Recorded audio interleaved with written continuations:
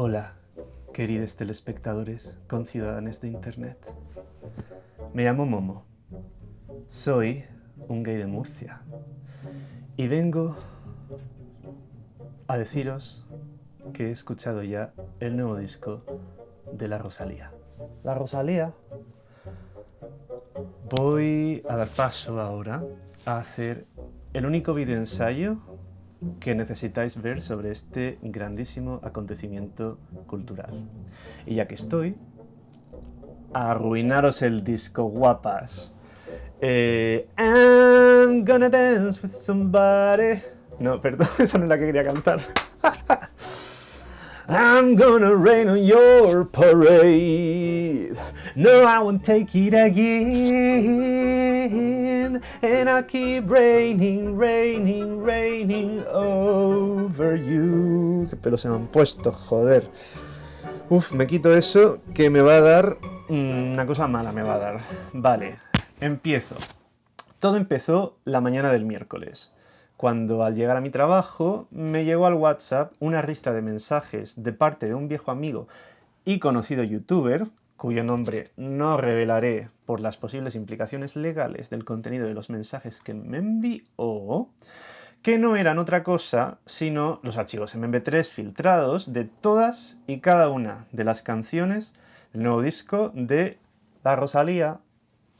En principio yo lo iba a escuchar, no pensaba escucharlo hasta que saliera oficialmente, pero como el disco se puso en mi camino, que quede esto claro, yo no lo descargué. Los archivos aparecieron mágicamente en mi bandeja de entrada. ¿Y qué iba a hacer yo? ¿Eliminarlos?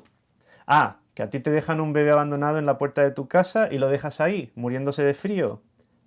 Ah.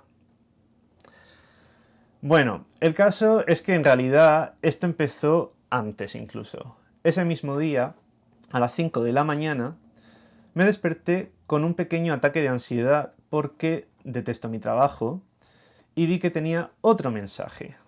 Este, de un amigo hetero que no es youtuber, enviado al grupo de mis amigos, alertándonos a todos de que el disco se había filtrado por Telegram y que estaba, en iQuote, brutal, chaval.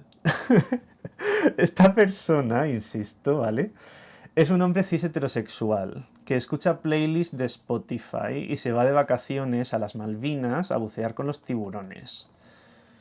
Y dijo, reitero, que buah, chaval, lo nuevo de Rosalía está brutal.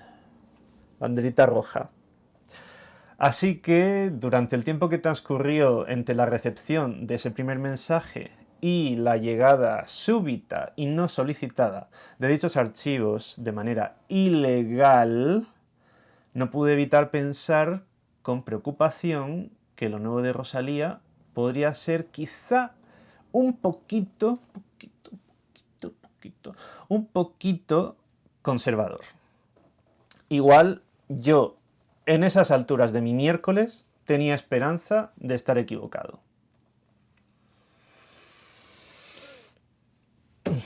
A ver, en realidad esta review crítica que argumenta que el movimiento pendular rosaliano se está inclinando cada vez más hacia la derecha es algo que se lleva fraguando en mi mente desde que escuché el primer single, o quizá incluso antes, cuando vi la portada y el título del disco. Pero se estaría engañando si no dijera que también tenía una cierta ilusión y definitivamente muchísima curiosidad por escucharlo desde el primer anuncio. Bien es cierto que ese velo de monja de la portada me remitía a los momentos que para mí menos funcionaron de Motomami, un disco que por lo general yo creo que tuvo momentos brillantes e icónicos y que supuso un gran statement por su parte a favor de una autonomía creativa que yo antes no había visto en el mainstream español de esa manera. A veces para bien, como en Hentai, que integra de forma muy elegante y divertida lo pornográfico con la cultura y la vanguardia, y a veces, chica, hay que decirlo todo, a veces para mal, como en esas repetidas menciones a Dios y a su que ya entonces estaban esparcidas por todo el disco. Mirad, lo siento mucho, chiques, Pero la devoción a Cristo es algo, como el nacionalismo español, que está mal y es de malas, porque el franquismo lo convirtió en algo tan perverso y tan repugnante que, mira, no hay manera de justificarlo. No hay nada después de la muerte. Ya lo ha dicho eso Miguel Agnes, que ha estado muerto y lo ha visto. Un saludo desde aquí. Y la religión católica no nos ha traído nunca nada bueno, porque es de malas.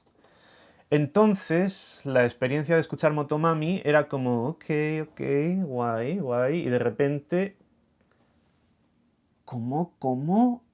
¿Que primero Dios y segundo el chingarte? No voy a negar que me gusta el giro de machete al machote que Rosalía le da a su devoción chunga, mi historia rara con Jesucristo XD. Pero aún así, chica, tanto Dios es algo que a mí personalmente me sobra. Desgraciadamente, ese oxímoron que parece querer defender lo del feminismo cristiano, esto le he puesto yo ese nombre, pero es básicamente lo que está haciendo de manera muy evidente. Y yo soy feminista, que conste en este punto del vídeo. No te vayas del vídeo, que yo soy del colectivo, yo tengo cosas importantes que decir. Pues eso, que este oxímoron que está defendiendo del feminismo cristiano está mucho más presente ahora en su nuevo álbum F de Flux Young. La Lux, por cierto, en el lugar donde vivo no me está favoreciendo, pero bueno, hacemos lo que podemos. Volviendo al análisis de la portada del Supreme de Lux. Voy a decir algo bueno de ella. Y es que mira, a lo mejor yo soy una básica, pero a nivel estético, en un primer momento a mí me gustó. La imagen es bonita, mira, yo por eso quería hacerle aquí un un tributo, pero me pone un poco nervioso tener esto en la cabeza, así que veremos lo que duramos. A mí me pareció bonita, creo que la imagen estaba bien compuesta y a ver, me preocupa el tipo de mensaje que pueda pretender transmitir, ¿no? A pesar de eso a mí pues me produce placer visual, no lo puedo evitar. Me ocurre un poco como con La Caudilla, a quien... Mira, me lo voy a poner porque no podemos. A La Caudilla yo aún no la he podido ver en Drag Race España porque no me da la vida. Pero he oído hablar mucho de ella y creo que como Rosalía se mueve en una línea muy fina entre la crítica irónica y el apoyo tácito, quiero creer que inintencionado, al fascismo, la oligarquía, el capitalismo, al mal, vaya. Ejemplo de lo que me refiero. Las camisetas que ha sacado La Caudilla con el logo facha.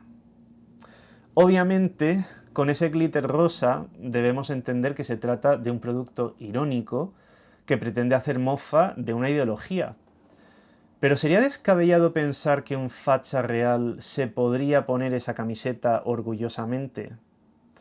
¿Qué efectos tendría ese artefacto discursivo a nivel social si cayera en las manos equivocadas? El caso de Rosalía es aún peor, porque su discurso de devoción cristiana está completamente exento de ironía. Y con su rollo de choni católica deluxe, corre el riesgo de no manejar bien la semiótica de su producto audiovisual y acabar produciendo cosas que, consciente o inconscientemente, podrían ser apropiadas por los malos para hacer el mal. Analicemos, pues, la simbología de la imagen. En un favorecedor primer plano ligeramente contrapicado, podemos apreciar la figura de Rosalía, caracterizada como una monja, con unos labios dorados que sorprendentemente armonizan con ese fondo azul grisáceo. Sin embargo, el elemento más interesante de la composición es el hecho de que está vestida con una camisa de fuerza y, a pesar de ello, se la ve bellísima y extática, como si se tratara del éxtasis de Santa Teresa de Bernini. Y yo me pregunto, ¿qué mensaje nos quiere transmitir este personaje? ¿Que el amor de Dios es una locura? ¿O que su verdad es una verdad incomprensible, pero evidente, divina e innegable? aunque nos pueda parecer una locura. Yo tengo la impresión, y mucho más tras escuchar el disco, de que se trata más bien de lo segundo. Y ese es un mensaje conservador con el que yo no comulgo. Hablemos ahora de cómo se ha promocionado el disco en los diferentes medios. Desde el anuncio inicial del disco, el discurso comercial alrededor de la campaña de lanzamiento ha sido más o menos así en todas partes. La única constante en la vida de Rosalía es estar en constante cambio. Nunca ha hecho nadie nada igual. Una dirección completamente nueva para Rosalía. A ver, quizás sea contraproducente hacer esta crítica, pero a riesgo de ser evidente lo diré igual porque es algo que yo no he visto que se diga mucho en ningún sitio, que es mentira. Y a ver, por supuesto que la hipérbole y la mentira pues son algo esencial a cualquier campaña publicitaria que quiera competir en el mercado cultural actual, ¿no? Todo tiene que ser lo más algo porque estamos saturados de información y captar nuestra atención es algo que solo se puede conseguir engañándonos, silenciando otros discursos, promoviendo solo ciertas interpretaciones, acallando otras. Pero es que lo que ha hecho Rosalía no es ni tan nuevo para ella, ni tan nuevo para el pop, ni tan revolucionario, y desde luego tampoco tan progresista. Lo que sí que es un producto muy caro en el que se han invertido muchos recursos y que está hecho con una calidad a la que no estamos muy acostumbrados ahora en la música pop. En un mundo de atajos y software donde la inteligencia artificial puede producir un hit en segundos, Rosalía, para este disco, ha optado por hacer algo muy old school y producir un blockbuster de dimensiones épicas, sin escatimar ningún medio. Es el equivalente en disco a una producción épica de Hollywood de los años 50 y 60, como Lawrence de Arabia o Ben-Hur, por ejemplo. Algo que se aprecia tanto en la extensión del proyecto, que en ediciones físicas y en mi copia pirata se extiende más allá de la hora de duración, como en la omnipresencia de la Orquesta Sinfónica de Londres, que le da a todo el disco una lustrosa pátina de brillo y de limpieza. Que se note que he estudiado. La mezcla de estructuras pop con instrumentos y arreglos de la música clásica no es algo que se haya inventado Rosalía. Es algo que ya existía en muchos géneros, algunos más de risas, como el metal sinfónico. Yo tuve mi momento, como todo el mundo, de escuchar a Evanescence, Nightwish y su puta madre cuando iba al instituto, y todo eso me lo conozco. Luego hay otros géneros que también integran lo clásico con lo moderno, que son más pretenciosos y diría más vagamente definidos, como el art pop, en el que parece que está enmarcándose este looks, ¿no? We could belong together, art pop, art pop, art pop. Y luego tienes otros, pues más minoritarios, como el chamber pop o pop de cámara para Kika, de artistas como Agnes Obel, que si lo he dicho mal, un besito desde aquí, Owen Pallett o Douglas Dare en sus inicios, ¿no? Todos ellos son artistas que yo recomiendo y a los que Rosalía creo que podría referirse como influencias, ¿no? Esto de que ha inventado algo nuevo aquí. A ver, yo no sé lo que Rosalía ha escuchado o lo que no ha escuchado, ni cuáles son sus influencias. Bueno, algunas sí, porque es verdad que están claras y que ella misma les ha dado crédito, ¿no? Como Björk, Kate Bush, así que al César lo que es del César. Pero siento que con este discurso excepcionalista que estamos viendo en los medios, se perjudica a otros artistas que han ido antes que ella, vendiéndonos la ilusión de que Rosalía es una genia, que ha creado algo que a nadie antes se le habría ocurrido siquiera, lo cual pues no es verdad. Lo que ha hecho Rosalía, en última instancia, no es más que volver al conservatorio, a una estética musical que no le es nada ajena, y que es particularmente exitosa entre el statu quo porque es la estética del poder, de la alta cultura. Es innegable que Rosalía es una cantante con muchísimo talento, y como era de esperar, escuchar su voz estrechándose hasta límites prácticamente inimitables es el principal placer que ofrece Lux.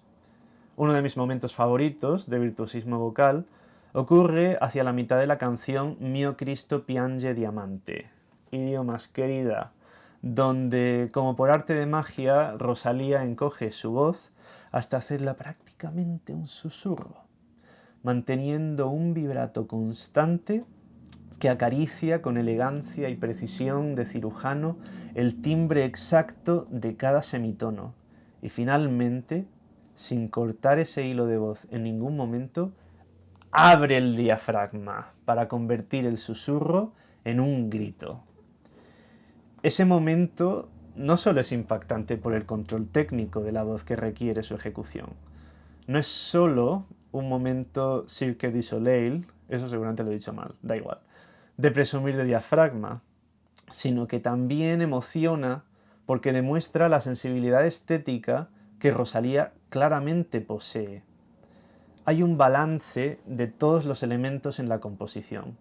Sabe cómo organizar estructuralmente la canción para que cada idea cumpla una función y pueda lucirse. Es algo que siempre ha tenido. Y de hecho, por ejemplo, en G3N15 o Genis de Motomami, hacía un juego similar de contrastar momentos de apertura y cierre de la voz para lograr un efecto muy dramático. En Lux demuestra un manejo técnico de la voz verdaderamente impresionante, alcanzando notas operísticas muy dramáticas que no habíamos escuchado en trabajos anteriores. Lo que es una pena es que ese despliegue de medios no esté al servicio de un concepto, pues, más interesante. Antes de comentar lo siguiente que quiero comentar, tengo que revelar una parte de mi lore, que es que fuera de YouTube, mi trabajo que aborrezco es ser profesor de español en un instituto público de Estados Unidos. Trágico, lo sé, así que por favor, haced que me haga viral. Dale like, suscribir, campanita, compartir, todo, comentarios, para que pueda monetizar mis vídeos y dejar mi trabajo. Por favor y gracias.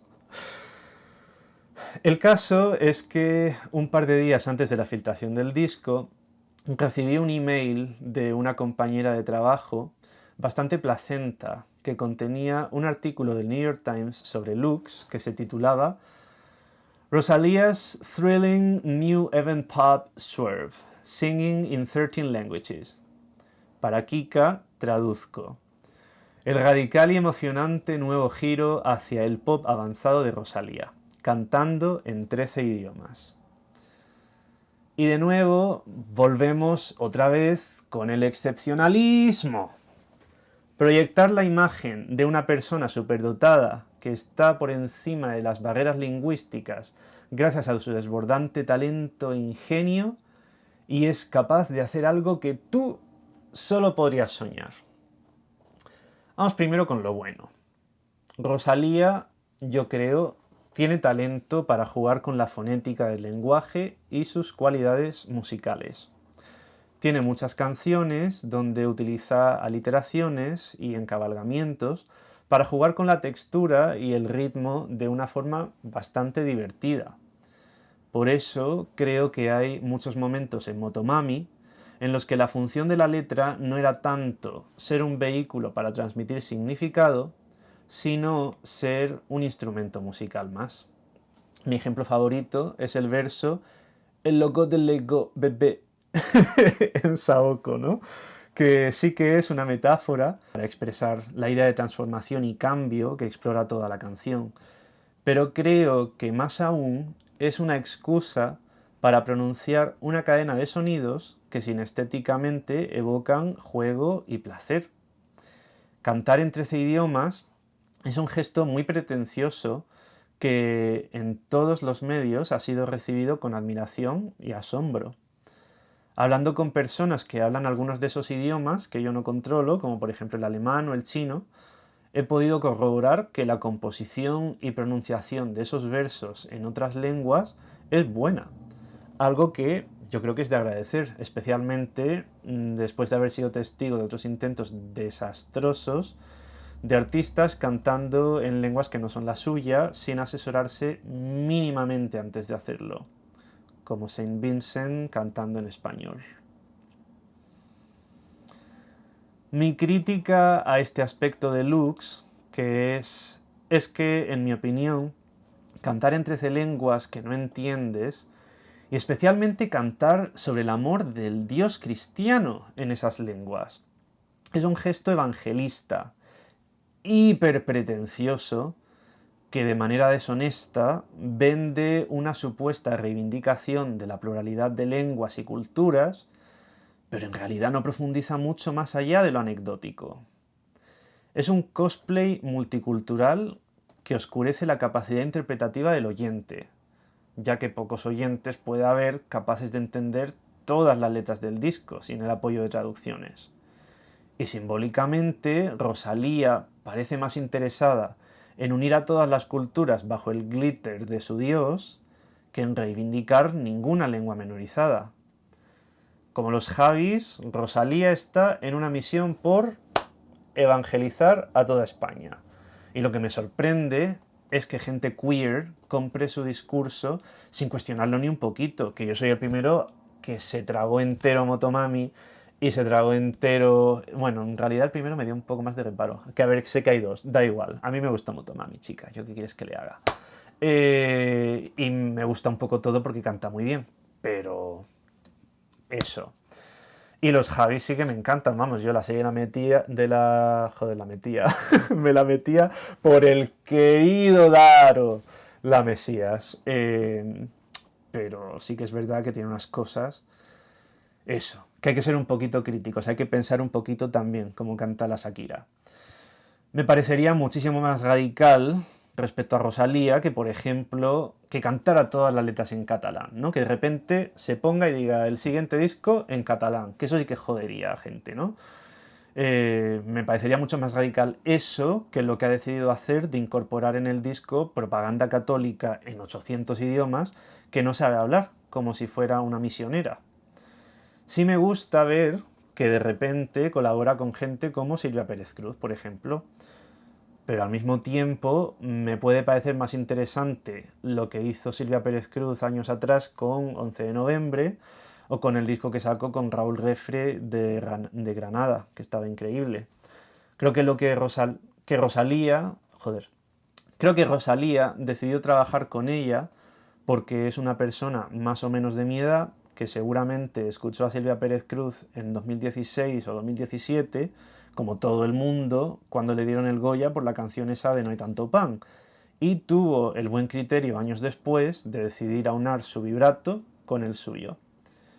Y eso quedaría muy bien y muy bonito si no fuera porque el resultado es una canción que se llama La rumba del perdón y que es muy fuerte. Es una absolución, una amnistía que yo no firmo y que me hace sentir bastante incómodo. ¿Que perdonas a quién? Ya están los cristianos poniendo la otra mejilla. No hay que poner la otra mejilla, porque eso es de tontas. Hay que devolverla más fuerte, porque son malos y se lo merecen.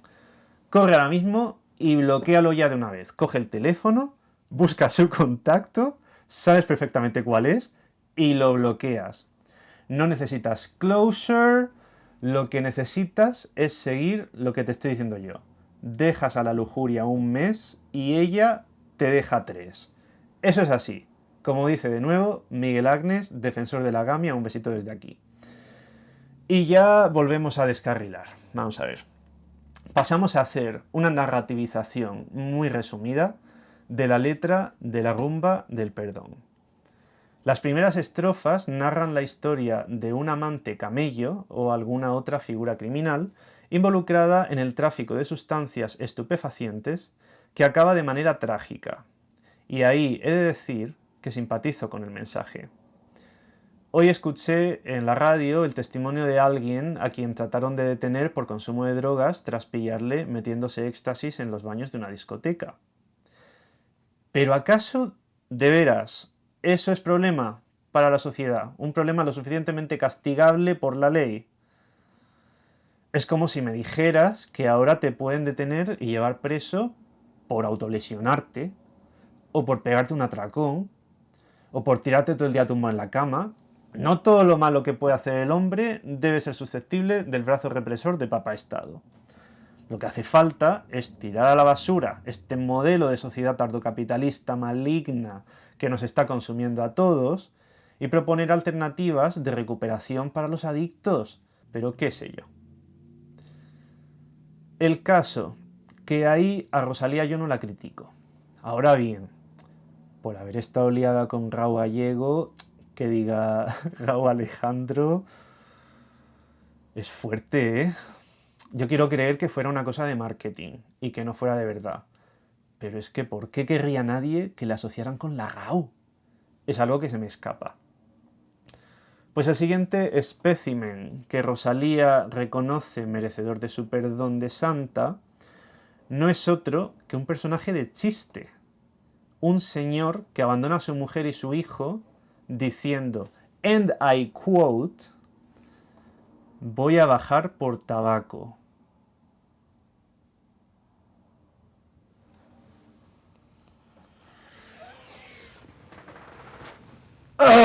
Ok. Y eso es solo el principio, de la canción. En el núcleo de la canción, el build-up final, escuchamos a Rosalía, a Silvia Pérez Cruz y a Estrella Morente pasarse el relevo las unas a las otras para enumerar una serie de arquetipos de hombres deleznables mezclados con otras cosas que riman, entiendo. Que por el tono general de la canción deben ser también cosas que ellas estiman merecedoras de su perdón divino. Y... en fin, es que no sé.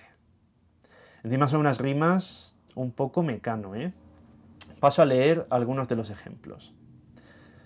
Al que no tiene sangre metida en las venas, primero viene el veneno y luego la pena.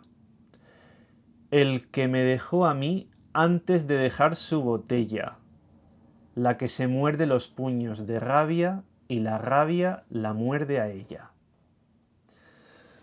El que mató a puñalas y el pulso ni le tembló, clavó el cuchillo tan hondo que lo perdió. Solo tengo una cosa que decir. @policía. Esto que hace al final de la rumba del perdón, de decir cosas que suenan sabias, pero que en el mejor de los casos no significan nada y en el peor significan cosas bastante preocupantes, es algo que hace en varios momentos a lo largo del disco, como en el final de La Yugular, que es una libre asociación de ideas muy dramática que se alarga demasiado y, cómo no, acaba reduciéndolo todo a la idea omnipresente en todo el disco de que Dios es lo más. Mira, he estado viendo últimamente la segunda temporada de The Secret Lives of Mormon Wives y creo que Macy de Momtalk es la Rosalía mormona. Ambas son mujeres jóvenes, guapas, elegantes, que saben producir una apariencia de inteligencia y de justicia, pero que secretamente podrían ser malas. Y por alguna razón son Jesus Freaks. Eso también le pasa a Lana del Rey. Aunque lo de fingir ser lista se le da un poco más regulinche a la pobre. Por otro lado, tienes momentos en el disco como las canciones de La novia robot o La perla, que tienen más claramente ese acercamiento girl boss al feminismo, cuya filosofía se puede resumir rápidamente en estos versos. Guapa para Dios, me pongo guapa para Dios, nunca para ti ni para nadie, solo guapa para mi Dios. Aquí entro un poco en conflicto, porque si me imagino a una mujer cristiana que crece en un ambiente tradicional machista, quiero creer que para esa persona podría ser hasta cierto punto beneficioso escuchar este tipo de mensajes empoderadores, ¿no? De hecho, me causa mucha curiosidad saber cuál será la reacción de grupos de extrema derecha, como Vox, a este oxímoron del feminismo católico. En 2019 ya utilizaron música de Rosalía en sus campañas, aunque le salió un poco el tiro por la culata, porque Rosalía enseguida se fue a Twitter a responder "fuckbox", que dejó bastante claro que ella se posicionaba en contra del grupo político. Creo que, como la principal estrella del pop español a nivel mundial, Rosalía o su equipo de imagen está teniendo la sensatez de ser bastante ambigua en su propuesta, viviendo en una contradicción que se justifica con su talento y que trata de acomodar tanto a la izquierda liberal blanca con este feminismo empoderado, carente de profundidad y de compromiso social, como a la derecha tradicional, apelando a la reivindicación de la alta cultura, las tradiciones y la adopción de una visión teocéntrica del mundo.